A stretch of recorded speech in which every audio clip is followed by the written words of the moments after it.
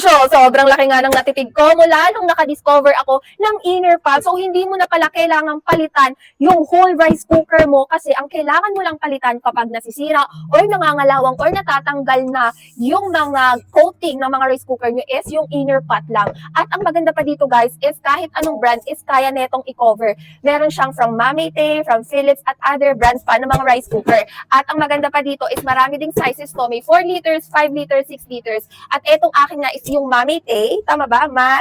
Maytay. Basta yan.